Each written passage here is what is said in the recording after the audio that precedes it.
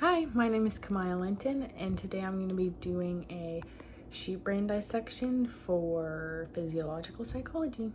So first we're going to look at an overhead view of the brain, and initially we're going to talk about the left and right hemispheres. The left hemisphere actually controls the right side of the body, and it also controls speech and abstract thinking, while the right hemisphere controls the left side of the body, obviously, and it also is considered to be the logical side of the brain.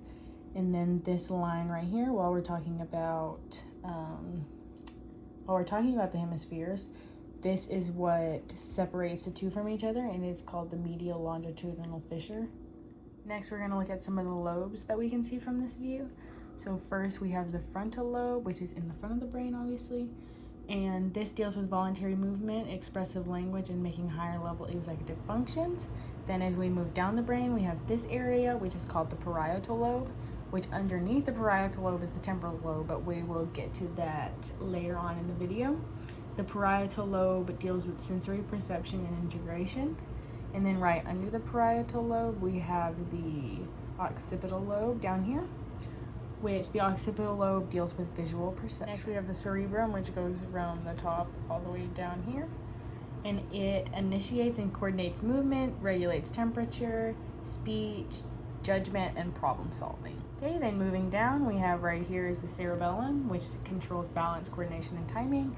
And then if you look under that, you have the spinal cord, which sends motor commands and sensory information from the body to the brain and coordinates reflexes.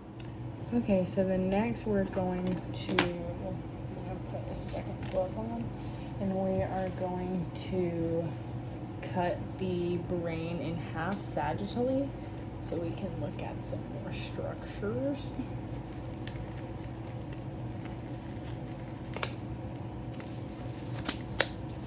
Okay, use our scalpel.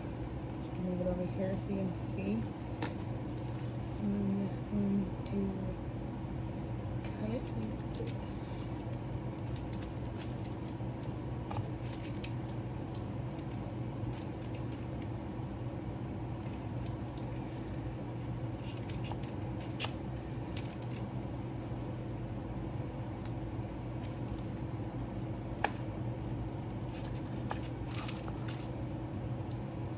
Okay.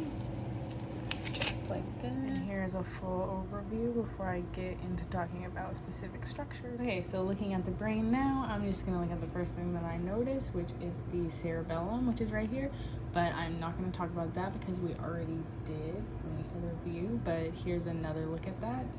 And then if we look on it, there's these little white veiny looking things, and that's called arbor vitae, which brings sensory and motor information to and from the cerebellum, which makes sense why they would be attached to each other like that. Another thing that I've already talked about is also the spinal cord, which is right here.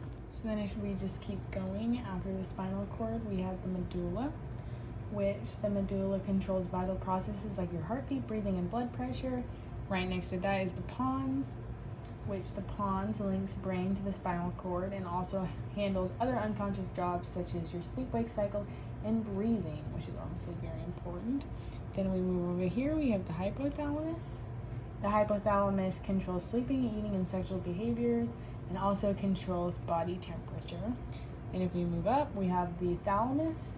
And the thalamus is also known as grand central station. This relays sensory information to the cortex. This part is known as the olfactory bulb, which receives information about smells from the nose and send it to the brain through the olfactory tracts.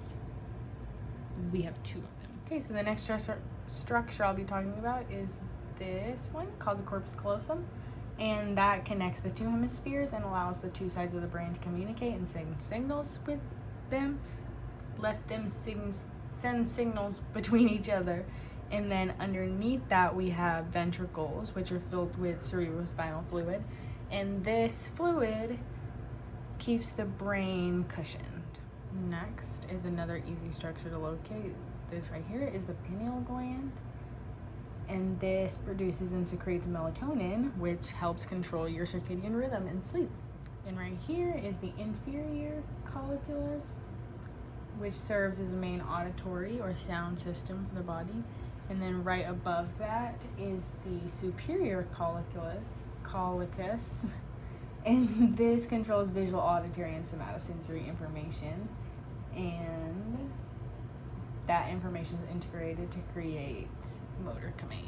So next we have the gyrus, which the gyrus helps the sulcus, which is right underneath it, and they both increase the surface area of the cerebral cortex and form brain division. Back to what I was saying earlier, by where the medulla and the pons are is brainstem, and this brainstem regulates most of the body's autonomic essential functions like breathing, respiratory control, and pain sensitivity control, and consciousness, which is again right here, this space. Okay, and with that marks the end of my sheep brain dissection.